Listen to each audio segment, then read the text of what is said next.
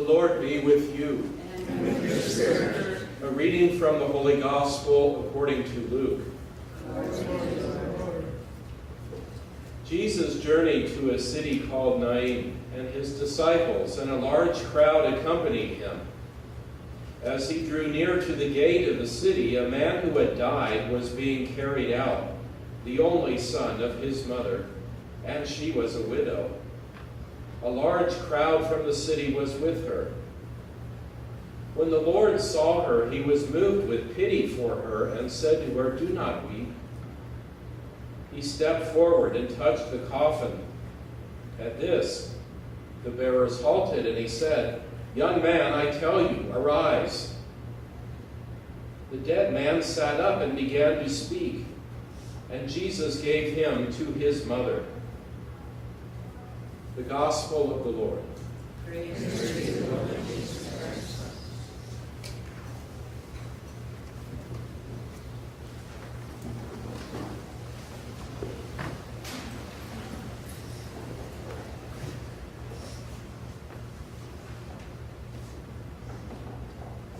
When we come together in front of the Blessed Sacrament, as we do this evening, we find ourselves so often, I think, wanting to feed our spirituality, wanting to fill ourselves up with a new energy, a new way that we can live in the world, something that will inspire us, will renew us, will give us this energy to take on what seems to be the mind of God, and to bring that mind of God and just pepper the world with it, just lay it out there.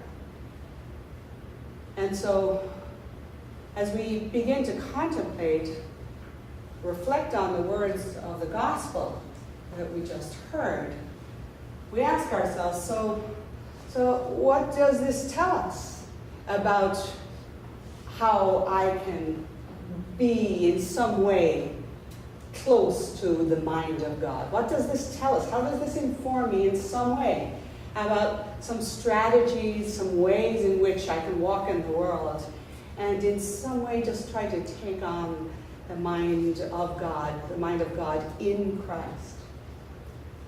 It's a fascinating little story, this little segment, this little passage from Luke. At first glance, it looks like a simple healing, a miracle story. It looks as if Jesus has conquered death for somebody by raising him up and has given him back to his mom. And we say, isn't that nice? Isn't that just heart-renderingly beautiful? And it is that. It is a miracle story. It is a story of life, of Jesus giving life.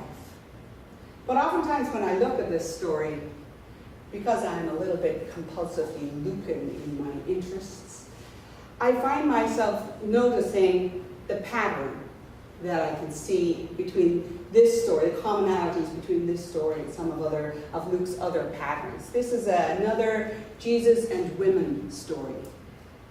Jesus is pretty good with women in Luke's gospel. There are a lot of women just all over the gospel. Some scholars will tell you, yes, he's good with women, but actually they always have a passive role in Luke. And actually, when you take a closer look, they often do. And this is one of those stories where the woman in the story is completely passive. She doesn't go to Jesus and ask him to intervene. She's a widow. Now, we all know, we hear the word widow, and we think biblically, and we know what that means. If you're a widow in the ancient world, you have nobody to speak for you in the public forum. If you're a widow who has just lost her only son, you have no father. If you did, you'd be called a daughter. You have no brother. If you did, you'd be called a sister. You have nobody to speak for you in the whole realm of justice. You have nobody to hold your interests at heart, nobody to allow your voice to be heard. You are therefore the voiceless, the absolute voiceless. That's how it is throughout the whole Old Testament, and it's how it is throughout the New Testament. Widows are the voiceless, so are orphans, and so are aliens or strangers. That's why you always hear that, the widow, the orphan, and the alien. It's a call for people to come alongside and raise up those who are voiceless because they have no one in the system who will raise them up. And so the widow is there, and she has lost her last little piece of standing in the world. She has nobody. With the death of her son, she has become an outsider, ostracized in society.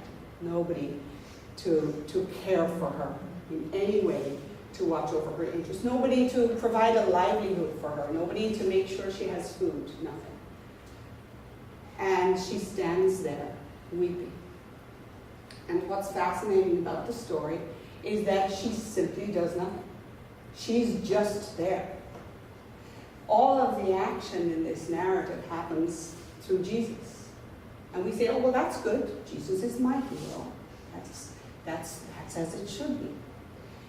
But I find myself, and many other scholars have also looked at this and said, well, what does that mean for us? What does it mean if we are to place ourselves where the woman is? What does that mean that our role is in the world? And one woman, a wonderful biblical scholar whose name is Barbara Reed, she's provided a wonderful insight that struck with me to my core because she gave an example and I had been there. She said it this way. She said, the widow in the story here who has lost her son and who has her son restored to her, she is an example of all of those people who have to do nothing but stand silently in the face of massive injustice. And she mentioned the women who used to stand in the Plaza de Mayo in Buenos Aires in Argentina, and they stood outside the Plaza de Mayo every single Thursday for 10 years with a sign in front of them that said, Madres de los Desaparecidos, the mothers of those who disappeared. They were the mothers of people, men and women, mostly men, who had been taken and simply vanished by the Argentine government over the course of decades during the whole attempt to combat the urban guerrilla warfare that was happening. And these women had lost their family members, had never discovered what had happened. And I was there in 1978. I was living in South America, in Peru, and I went to Buenos Aires, and I remember seeing those women there. And what I learned subsequently was that those women, the power of their silent witness, they never said a word. All they did was stand there with a sign that said who they were the mothers of the disappeared ones. And their silent witness eventually toppled the government of Argentina. I saw a similar thing happen in the north of Ireland, in Belfast. 1976, two women took to the streets of Belfast. They took to the streets because they were absolutely heartbroken at the death of 3 young children who had been killed in the course of the Troubles in Ireland. 2 days after the children were buried, they rallied 6,000 signatures and 10,000 women in Belfast in 1976, and they simply marched through the streets of Belfast saying, "Women for peace." No words, just a sign, "Women for peace." The IRA activists immediately decried their action as being, saying that they were a pawn of the British government, that they were simply kowtowing to the interests of the British government. They marched again the following week, and this time instead of having 10,000 women with them, they had 35,000 women. That silent witness of women marching through the streets of Belfast ended up being the first of many movements that brought the end to the Troubles in Northern Ireland. I was still living there at that time. I remember hearing about these women. I didn't remember their names. It turned out both of them ended up getting the Nobel Peace Prize. Silent witness. I was looking around thinking about this example, and I was trying to remember what other places have I seen people act in a way that looks like it's quiet. It looks like it's saying not much, and yet it's a powerful force for peace. And I remembered that there's a group in Pennsylvania. I think they're simply called Force for Peace. And they do something simple to combat the cries of hatred and the venom in the words that come whenever in the streets, some of the streets I've forgotten exactly where, in Pennsylvania, when there are marches to protest for some kinds of rights for gay, lesbian couples. And it usually brings out a whole lot of people who yell and scream expletives, violent words from the sides of the street. And these people have no political stance, the people who come to stand, but what they do is they come and they stand in front of those who are screaming. And they put up large umbrellas, and they stand simply to act as a buffer, as silent witnesses to the desire that God has for peace, for compassion. We sang it tonight, compassion is you. So when I ask myself, how does this widow inspire me? How does she feed my spirituality in order to go forth in the world? I find myself saying, sometimes I need to make sure that even if my presence is silent, that presence become a step forward, silent presence, to insist that we stop the divisions, the noises, the yelling, the screaming, the polarization that so often happens in society. So I hear this story and I find myself renewed. I find myself having to ask myself, sometimes reluctantly, oh darn, where can I become a presence of true love, true peacemaking, true compassion? Is this the mind of God? Most spiritual leaders will tell you that the mind of God always has to do with becoming builders of peace, becoming a presence of compassion, a presence of love, justice, mercy, forgiveness, and that's forgiveness without making people beg. It's unconditional forgiveness and an absolute unconditional love. And how we do that in the world, how it gets nurtured in front of the Blessed Sacrament. It gets nurtured by our liturgical presence, our liturgical participation. But for me, my prayer at the moment is that I can in some way serve to be a silent witness as well as a strident witness. I'm well known to be a strident witness. I have to learn to become a silent witness, a presence that is a peace-building presence, modeled on the widow whom we've heard tonight. It's painful, the chasm that seems to lie between the plan of God for a creation that resounds in beauty and love and thrills with compassion and mercy, and the time when that creation will come to full fruition. If I ask, how are we doing in helping continue to nurture God's creative plan, I find myself saying, not yet, not very well. We're between the times. We need the Blessed Sacrament, we need the Eucharist, we need to be filled in our spirituality in so many ways so that we know how to sustain ourselves between the times so that we can renew our efforts to be collaborators with God in the building up of the creation that God has in mind.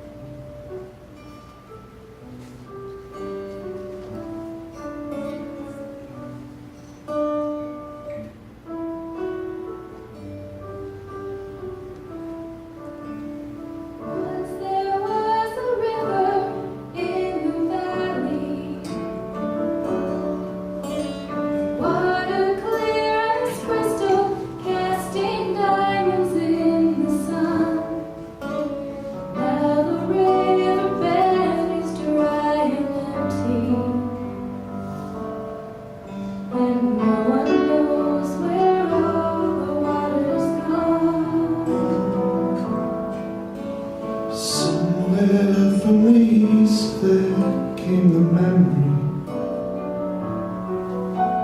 that breathed the morning sun with the river's sacrifice. And those who trust the movement of the centuries can still see the river flow between the times. Between the times of plenty, when the water's just a trickle in our lives,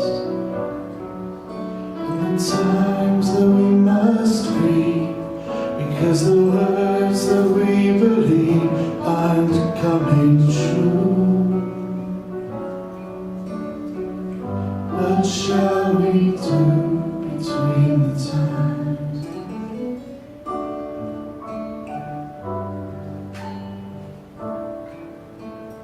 Once there was a singer in each person,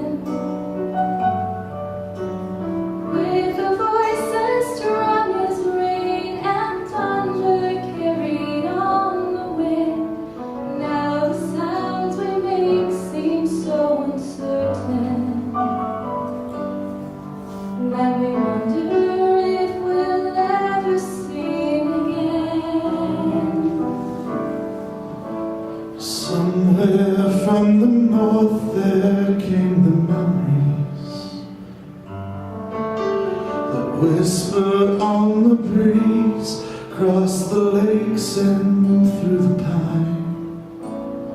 And those who trust the movement of the centuries can still hear the song to sing between the times. Between the times of plenty, when the song is just a whisper in our lives, and the times that we must grieve, because the words that we believe aren't coming true. What shall we do between the times?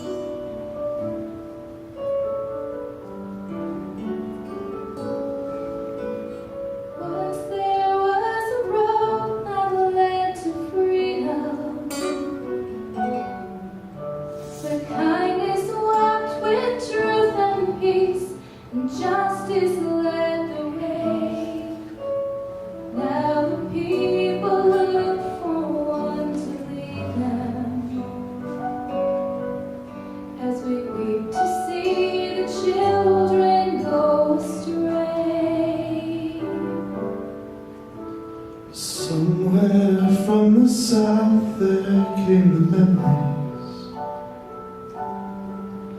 of a land with milk and honey, and the promised rainbow sign. And those who trust the movement of the centuries can still walk along the road between the times. Between the times of plenty,